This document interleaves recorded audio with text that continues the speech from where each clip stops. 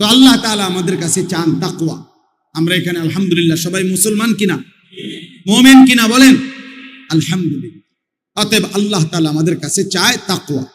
তাকওয়া মানে দুই অর্থ, গুনাহ ছেড়ে দেওয়া, তারকুল মুনকারাত, ফি'লুল খায়রাত। তাকওয়ার অর্থ হলো গুনাহ ছেড়ে দেওয়া আর আদেশ পালন করা। তাহলে এই দুইটার মধ্যে আপনি বলছি, আমি শুনছেন যে দুইটার মধ্যে প্রাধান্য এক নাম্বার, প্রথম কোনটা? তাকওয়ার মধ্যে প্রথম কোনটা বলেন না, সবাই বলেন। এই জন্য একজন মুমিন জান্নাতে যাওয়ার জন্য, জাহান্নাম থেকে বাঁচার জন্য প্রথম ডিউটি ঈমানের পরে গুনাহ ছেড়ে দাও। গুনাহ ছেড়ে দাও। যেমন মনে করেন সতর খোলা রাখা, এটা কি গুনাহ না নেকি? বুঝেন নাই কথা? সতর খোলা রাখা এটা গুনাহ, আর নামাজ পড়া এটা গুনাহ না নেকি? নেকি। এই দুইটা একই সময়। এক লোক ঈমানদার হইছে, এক লোক ঈমান আনছে, এখন তার উপরে নামাজের বিধান, কিন্তু সতর ঢাকা এর আগে ফরজ। নামাজের বাহিরের কাম না, বুঝেন নাই? তাহলে কি বুঝা গেল? গুনাহ গুনাহ এটা, সতর খোলা রাখা, সতর আগে ঢাকতে হবে। এরপরে কি করতে হবে? সিজদা দিতে। সতর ঢাকা ফরজ। নামাজের বাহিরের যে হুকুম ফরজগুলো, এর মধ্যে সতর ঢাকা একটা আছে কিনা বলে? এটা কিতাবে আমি নিজে পড়ছি, এটা বানাই না কথা না। এজন্য বললাম আল্লাহ তাআলার প্রথম চাওয়া মুমিনের কাছে গুনাহ ছেড়ে দাও, গুনাহ ছেড়ে দাও। আচ্ছা, এবার আপনি কোন এই যে গ্রিল, এটা এই মনে করেন এই যে জানালার এই গ্রিল, এইটার মধ্যে ঝংকার হইছে, এটাতে নতুন করে রং দিতে হবে। এখন কি সিস্টেম কি? আগে রং দেওয়া, এরপরে সিরিজ কাগজ দিয়ে ডলা। সহজ হিসাব কিনা বলেন? আগে কি সরানো, এরপরে কি দেওয়া? আগে ক্ষতি ছড়াও, এরপরে উপকার। যে বাড়ির সামনে গেছে ভিক্ষা করতো, কারো বাড়িতে হাত পাচ্ছে কিছু দিতে, এর সময় দেখে বাড়ির দুয়ারে ওই বেটার পোশাক কুত্তা, কুকুর কুকুর গেউ গেউ করতে আছে। এখন এই লোক প্রথম কি চাইবে? চাউল। বুঝেন নাই কথাটা? আগে আগে টাকা। হ্যাঁ না না, বুঝেন নি হিসাবটা? সে আগে বলবে দোস্ত আল্লাহ দোয়াই, আমার চাইলের দরকার নেই। এটাই তো আমাদের দেশে কয়, ভিক্ষা থাক কুত্তা সামলা। হ্যাঁ, ক্ষতি সরাও আগে, চাউল দিব পরে। আগে গুনাহ ছাড়ো, আগে হারাম ছাড়ো, আগে নাফরমানি ছাড়ো, আল্লাহর অবাধ্যতা ছাড়ো, একটা একটা গুনাহ ছাড়ো। এবার গুনাহ ছাড়লেই আল্লাহর কসম রব্বুল আলামিন কলিজার ভিতরে ইবাদতের জজবা, মহব্বত, আগ্রহ আল্লাহই তৈরি করে দেয়। ইন তাত্তাকুল্লাহা ইয়াজআল লাকুম ফুরকানা ওয়া ইউকাফফিরু আনকুম সাইয়্যাতিকুম। আল্লাহ বলে যদি তাকওয়া অবলম্বন করো, গুনাহ ছেড়ে দাও, আমি রব্বুল আলামিন ওয়াদা দিলাম অন্তরের মধ্যে, দিলের মধ্যে সত্য মিথ্যার পার্থক্যকারী একটা শক্তিওয়ালা, একটা শক্তি যেটার নাম ফুরকান, এমন একটা থার্মোমিটার আমি আল্লাহ তোমার দিলের মধ্যে দিয়ে দেব। গুনাহ ছেড়ে, গুনাহ ছেড়ে দাও। ওয়াদারু যাহিরাল ইসমি ওয়া বাতিনা। আল্লাহ তাআলা বলে প্রকাশ্য গুনাহ ছেড়ে দাও, গোপন গুনাহ ছেড়ে দাও। ওয়ালা তাকরাবুল ফাওয়াহিশা মা যাহারা মিনহা ওয়া মা বাতান। আল্লাহ তাআলা বলেন কোন অশ্লীলতা, বেহায়াপনার কাছেও যেও না, প্রকাশ্যেও না, গোপনেও। প্রকাশ্যেও না, গোপন। গুনাহ ছাড়ো, অশ্লীলতা ছাড়ো। আল্লাহ বলছে ওয়ামান ইয়াত্তাবি খুতুওয়াতিশ শাইতান ফাইন্নাহু ইয়া'মুরু বিল ফাহশাই ওয়াল মুনকার। যে শয়তানের পথ ধরবা, মনে রেখো শয়তান তো তাকে অশ্লীলতা এবং গুনাহের আদেশই করবে, গুনাহের আদেশ করবে। অতএব এটা আমাদের জিম্মাদারি, এক মুমিনের জন্য প্রথম ডিউটি গুনাহ ছাড়া। মুত্তাকি মানেই বলে প্রথম তাকে বলে যে গুনার থেকে বাঁচে। যেমন ফরহেজগার, আমরা বলি না লোকটা ফরহেজগার মানুষ, বলেন কি না? এটা কাকে বলে কোন তো? আমাদের দেশে সচরাচর যে তসবি পড়ে, আল্লাহ বিল্লাহ করে, অজু নামাজ পড়ে, মসজিদে আসা যাওয়া করে, কিছু দান সৎকাও করে, এই মানুষে কি বলে? লোকটা মাশাআল্লাহ কি করে। আসলে মূলত এগুলো তো সে করে, আর ফরহেজগার বলে মূলত যে করে না, তার যার মধ্যে দৈন্তান নাই কান্না, তাকে বলে ফরহেজগার। ফরহেজগার শব্দের অর্থ হলো বিরত থাকে, যে ফরহেজ অর্থ বিরত থাকে। তাইলে আপনি আমি ফরহেজগার বলেন যে তসবি পড়ে, নামাজ পড়ে, আল্লাহ বিল্লাহ করে, তারে মূলত ফরহেজগার বলে যে করে না তাকে। তো মানে কি বুঝেন নাই? মানে কি? তাই ফরহেজগার মানে কি? যে বিরত থাকে, বিরত থাকে, করে না, যে করে না। কি করে না বলেন না? কি করে না? এই যে মিথ্যা বলে না সে ফরহেজগার, যে চুরি করে না সে ফরহেজগার, যে জিনা করে না সে ফরহেজগার, যে নারী দেখে না সে ফরহেজগার, যে হারাম দৃশ্য দেখে না সে ফরহেজগার, যে সুদ খায় না সে ফরহেজগার, যে কিস্তি নেয় না সে ফরহেজগার, যে তার স্ত্রীকে বেপর্দায় রাখে না সে ফরহেজগার, যে তার ছেলেকে বেনামাজি থাকতে দেয় না সে ফরহেজগার, যে একটা গালি দেয় না সে ফরহেজগার, একটা গুনাহ থেকে যে বেঁচে থাকে তাকে বলে ফরহেজগার। আমনে তো চাচা সেজদাও দেন, বিড়িও খান, ঘটনা কি তা? দেখো কারে বুঝান? আমরা কি চিরা খাই? আমরা বুঝি না। আপনি দি মাত্র আসরের নামাজ পড়লেন, বারিন্দার মসজিদ থেকে বাইরে হইয়া একটা গালি দিছে, এক গালিতে মাটির তলের সাফুজান দৌড়তে গেছে, এমন ডাকাত। হ্যাঁ, কি ব্যাপার? কি ধরনের মুত্তাকি আপনি? এই মাত্র মসজিদ থেকে বের হইলেন, আপনি এখন আবার গিয়া চায়ের দোকানে, রঙিন টেলিভিশনের সামনে, নর্তকীর নাচ গানের নাটক সিনেমার সামনে এরকম রাক্ষসের মতো চোখ বড় বড় করে হা করে তাকায় রইলেন। ঘটনাটা কি? এক মুসলমান কত বছর মিথ্যা বলে, এক মুমিন কত বছর নাফরমানি করে। মুসলমান 30 বছর সুদ খায়, মুসলমান 30 বছর ওজনে কম দেয়, মুসলমান 60 বছর পর্যন্ত বিড়ি সিগারেট খাবে, মুসলমান 60 বছর বয়সেও গালিগালাজ করবে, মুসলমান 60 বছর পর্যন্ত কিস্তি নেবে। হায় হায় হায় হায়, এই কেমন মুত্তাকি বলেন না বাপ? আজকে 30 বছর ধরে যার ঘরে প্রত্যেক দিন নাচ গান টেলিভিশন নাটক সিনেমা চলতেছে, প্রতিদিন আপনার বিবি বাচ্চা দেখে, আপনি কি একদিনও ভাবলেন না এটা গুনাহ? আপনার কি কোনোদিনও মনে পড়ে না এটা যে হারাম? এটা ছাড়তেন না আপনি? তা আপনি বেহেশতে যাবেন কেমনে? আপনি সুপারিশ পাবেন কেমনে? আপনি হাউজে কাউসারের পানি নেবেন কিভাবে? এই বাপ বলেন না, আমারে বলেন, আমি আমারও বলি, আপনারও বলি, কেমনে যাবেন বলেন না বাপ?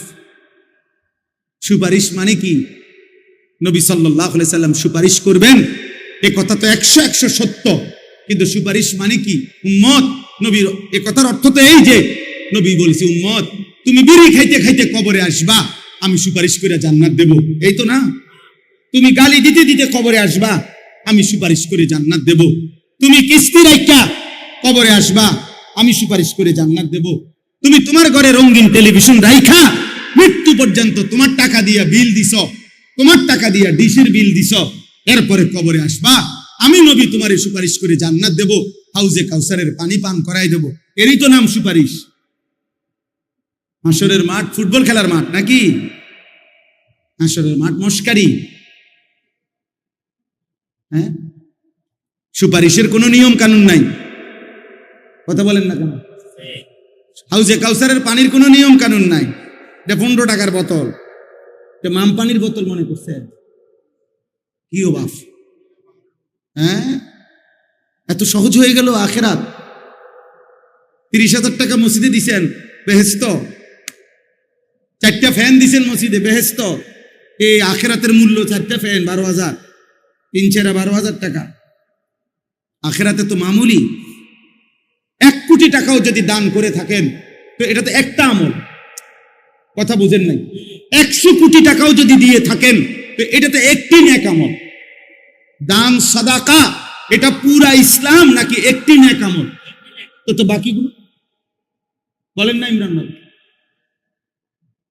বাকিগুলো নামাজ, হজ, যাকাত, হালাল হারাম, পাক নাফাক, স্ত্রীর পর্দা, ছেলের বউয়ের পর্দা, ছেলে মেয়ের নামাজ, এগুলো আল্লাহর হুকুম না? বলেন না, চুরি, ডাকাতি, জিনা, ব্যভিচার, সুদ, ঘুষ, কিস্তি, মদ, জুয়া ছেড়ে দেওয়া, এগুলো আল্লাহর হুকুম না? তো সেগুলো কে করবে? প্রত্যেক আধুনিক নতুন প্রযুক্তি পিছনটাকে ছুঁড়ে ফেলে দেয়, ছুঁড়ে ফেলে দেয়। টেলিগ্রাফ ছিল আগে, এখন আর নাই। আমরাও দেখছি ছোটবেলায় ওই ছোট্ট কাগজের টেলিগ্রাফ আসতো, চিঠির মতো। ডাক পিয়নের চিঠির চাইতে একটু দ্রুতগামী টেলিগ্রাফ, এগুলো এখন আর নাই। এরপরে ফিতাওয়ালা ক্যাসেট, এখন আর নাই। আগে জামাই বিয়ে শাদির মধ্যে বিদেশে গিয়া মানুষ 6 মাস 1 বছরের ভিতরে এরকম কালো সেঞ্জার করত, এড়িয়ে ফাটাইতো। হ্যাঁ, সেঞ্জার ফাটাইতো আগে, মেড ইন জাপান, বুঝছেন? ওই এখন আর এগুলা নাই। চ্যাপ্টা চ্যাপ্টা সিডি, এগুলো এখন আর নেই। ডাক পিয়নের চিঠি এর প্রচলন এখন নাই বললেই চলে। আমরা পুরা ছাত্র জীবন চিঠির মাধ্যমেই বাড়িতে খোঁজ খবর পাঠাইছি। আমাদের ছাত্র জীবন পোস্ট কার্ডের মধ্যে আব্বা টাকা পাঠাইতো, মানি অর্ডার, একটা ছোট্ট কাগজের মধ্যে নিচে দিয়ে কুদ্দুর জায়গা ছিল লেখার, এটার মধ্যে আব্বা লিখে দিত, আনিস 300 টাকা পাঠাইলাম, পাইয়াছি, ফিরতি চিঠির মাধ্যমে জানাইস বা জানাইও, খালাস। এতটুকুই ছিল। তা আবার চিঠি দিয়ে আব্বারে জানাইতাম বাসায় যে টাকা পাইছি। তো সেগুলো এখন কই? তাহলে আমার বয়স হলো 44 বছর, 1981 সনে আমার জন্ম। তাহলে 44 বছরের প্রথম 10 বছর বাদ দেন, ওই সময় আমি কিছু বুঝি নাই, ধরে নিলাম। তাহলে পরবর্তী 34 বছরের ভিতরে মাত্র আমার চোখে দেখা এতগুলো প্রযুক্তি যেগুলো ছিল আমি দেখছি, সেগুলো এখন নাই। তাহলে আগামী 40 বছরের ভিতরে এই প্রজন্মেরও অনেক কিছু যারা এখন দেখছে থাকবে, বুঝেন নাই? কিন্তু গুণাগুলো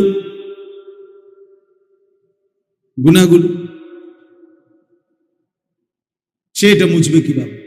প্রত্যেকটা গুনাহ জমিন সংরক্ষণ করছে, প্রত্যেকটা গুনাহ দেহের অঙ্গ প্রত্যঙ্গের মধ্যে জমা আছে। ওয়াশাহিদা আলাইহিম সামউহুম ওয়া আবসারুহুম ওয়া জুলুদুহুম বিমা কানু ইয়ামালুন। আল্লাহ তাআলা বলেন, কান, চোখ এবং সারা দেহের চামড়া তোমাদের সমস্ত কর্মকাণ্ড সম্পর্কে আমি আল্লাহ তাআলার সামনে সাক্ষ্য দেব। আল্লাহ তাআলা বলছে, ইন্নাস সামআ ওয়াল বাসারা ওয়াল ফুআদা কুল্লু উলাইকা কানা আনহু মাসউলা। নিশ্চয়ই কান, চোখ এবং দিল, এই তিনটাকেই হাসরের দিন জিজ্ঞেস করা হবে। আল্লাহ জিজ্ঞেস করবেন, কান তুমি বলো কি কি শুনেছ, চোখ তুমি বলো কি কি দেখেছ, দিল অন্তর তুমি বলো কি কি ভেবেছ।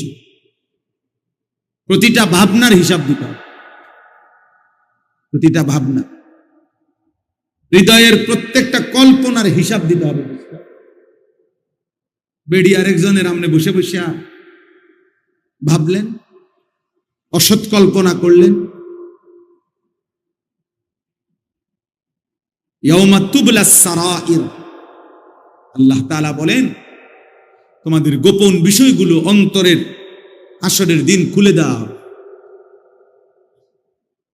খুলে দেওয়া হবে। আফালা ইয়ালামু ইদা বু'সিরা মা ফিল কুবুর ওয়া হুসিলা মা ফিস সুদূর। আল্লাহ বলছে, জানো কি বান্দা, কবর থেকে যখন হাসরের ময়দানে উঠানো হবে, কি হবে জানো? ওয়া হুসিলা মা ফিস সুদূর, দিলের ভিতরে, অন্তরের ভিতরে, বুকের ভিতরে যা ছিল সেগুলোও প্রকাশ হবে,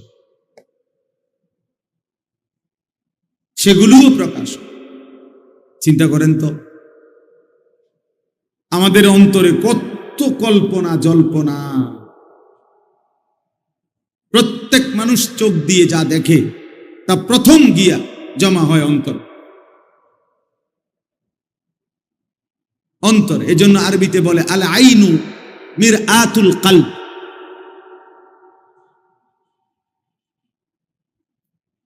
ও ইমরান ভাই, আল আইনু মিরআতুল কলব, চোখ হৃদয়ের আয়না। চোখ মূলত কিসের আয়না? আরবি প্রবাদ, হৃদয়ের আয়না। চোখ প্রথম কালেক্ট করে, হৃদয়ে এসে জমা হয়।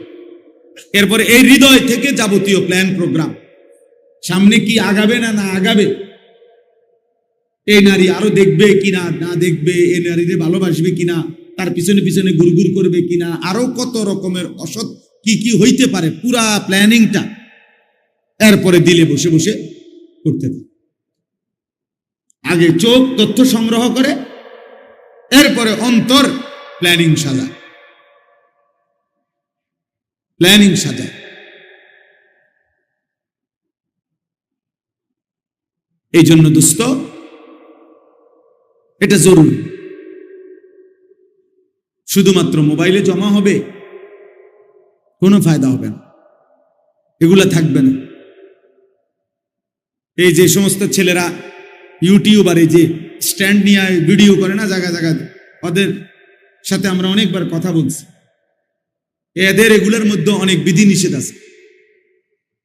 কোন বক্তা ইসরায়েলের বিরুদ্ধে বেশি বললে ওটা মার্ক করা হয়, আমেরিকার বিরুদ্ধে বেশি বললে মার্ক করা হয়, ইনকাম কমে যায়, ভিউ কমে যায়, কি কি অনেক কিছু আছে, কি আমি বুঝিও না অনেক কথা,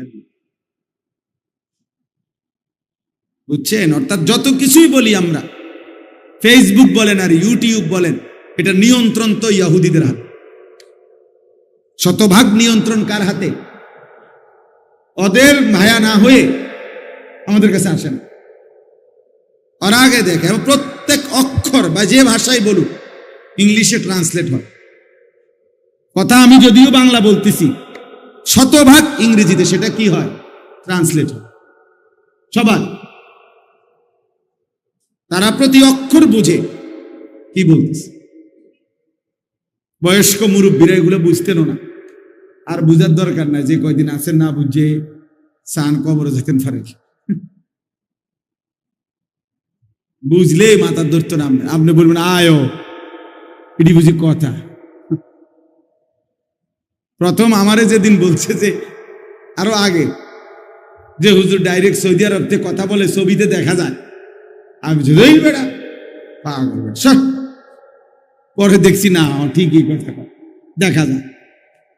এখন এটা বোঝে না, এমন বাচ্চা আসেনি, বাচ্চাও তো শুয়ে শুয়া তার আব্বার সাথে কথা বলে ছবি দেখে দেখে।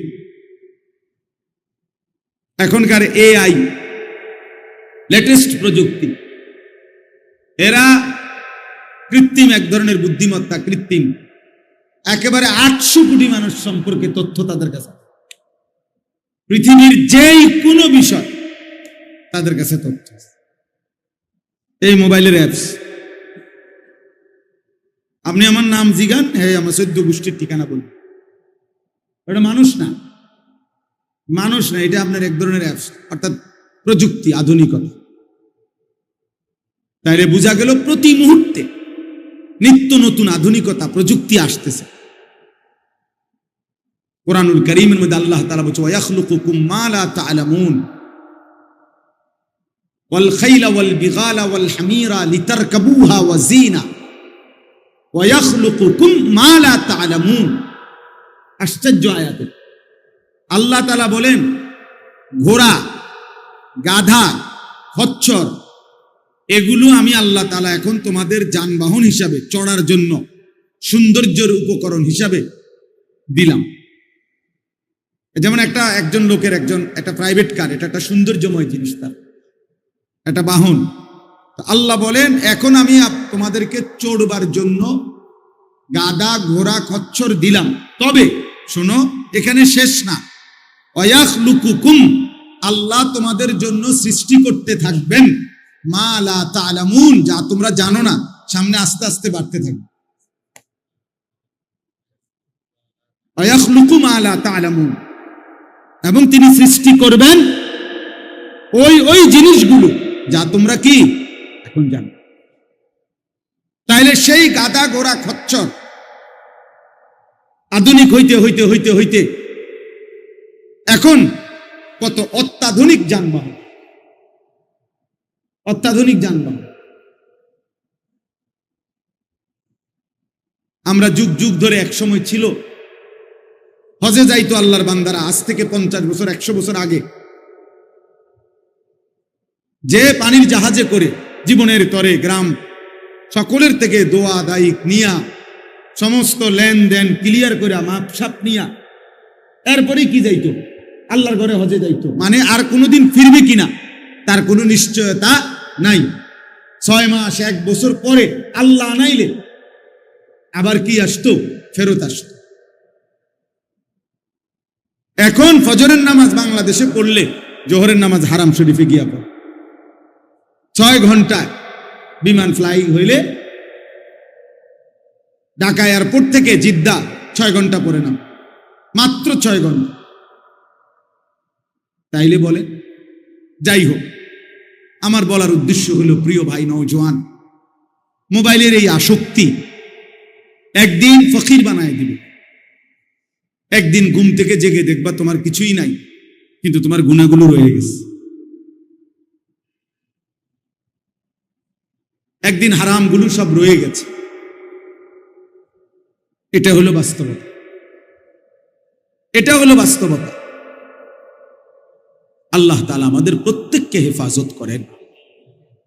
কোরআনুল কারীমের 18 নম্বর পারা, 24 নম্বর সূরা, সূরা নূর, এই সূরার 30 নম্বর আয়াত আমি পড়ছি এইমাত্র। এই অল্প একটু সময় আমি এই আয়াতকে সামনে রেখে অল্প কিছু কথা বলতে চাই। আল্লাহ তাআলা আমাদেরকে তৌফিক দান করে। প্রথম যে কথাটা বুঝতে হবে, এক মানুষের জন্য আল্লাহ তাআলার দেওয়া সর্বশ্রেষ্ঠ নিয়ামত হলো ঈমান, কালেমা লা ইলাহা ইল্লাল্লাহ মুহাম্মাদুর রাসূল সাল্লাল্লাহু আলাইহি ওয়াসাল্লাম। এই গোটা সৃষ্টি জগতের সবকিছু আল্লাহর দেওয়া নিয়ামত, তন্মধ্যে সর্বশ্রেষ্ঠ নিয়ামত, পরিপূর্ণ নিয়ামত ঈমান। কোরআনুল কারীমের মধ্যে আছে, ওয়া আসবাগা আলাইকুম নিআমাহু যাহিরাতাও ওয়া বাতিনা। আল্লাহ তাআলা বলেন, তিনি তোমাদের উপরে তার নিয়ামত সমূহ প্রকাশ্য এবং গোপন সমস্ত নিয়ামত সমূহ আসবাগা পরিপূর্ণ করেছেন। ইসবাগ মানে পূর্ণ করা। তো তাফসীরের মধ্যে আছে, কোন বান্দার উপরে আল্লাহর নিয়ামত পরিপূর্ণ হয় কখন? যখন 4 তলার ছাদ ঢালাই শেষ হয়।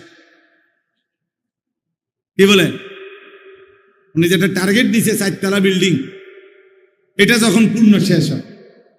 অনেক মানুষ আমাদের দেশে বলে না, জোর খাস দোয়া করবেন আল্লাহ আল্লাহ করে, শুধু আর এই 4 তলার ছাদটা যদি ঢালাই হয়, আল্লাহর রহমতে যদি ঘরটা একটু ফিনিশিং করে শেষ করতে পারি, আর একটা ছেলে দোয়া করেন, তারে যদি একটু কোনো রকম চাকরি বাকরি বা বিদেশ একটা লাইন করে দিতে পারি, ছোট মেয়েগা যদি কোনো রকমে আল্লাহ আল্লাহ করে বিয়ে দিয়ে লাইতে পারি, আল্লাহর রহমতে আর আপনার দোয়ায়, 10 জনের দোয়ায় আর কোনো টেনশন নেই।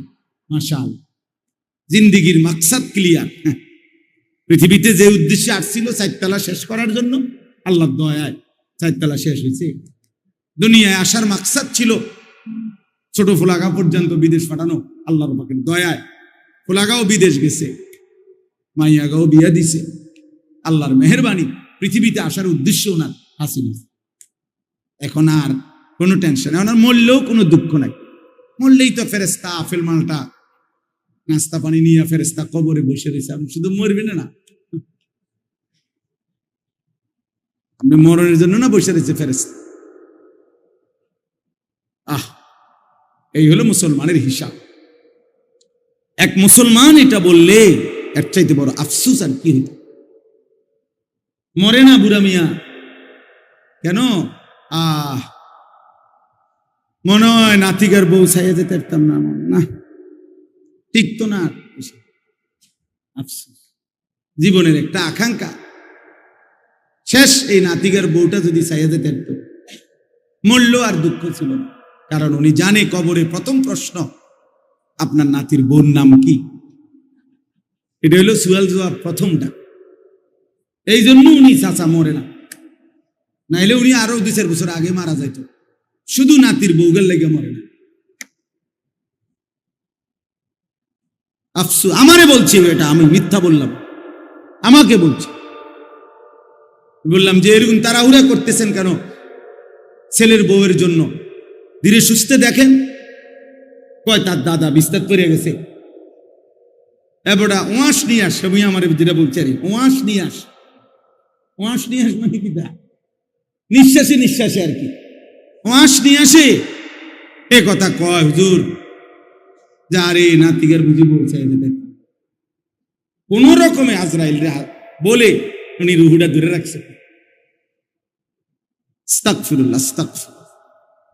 এই মুমিনের স্বপ্ন হইতে পারে? এক মুমিনের আখিরি তামান্না এটা হবে। আল্লাহ আমাদেরকে হেফাজত করে। তাইলে বললাম আল্লাহ তাআলা সবচেয়ে বড় নিয়ামত যেটা দিয়েছেন, আসবাগা বলতাম পূর্ণ নিয়ামত।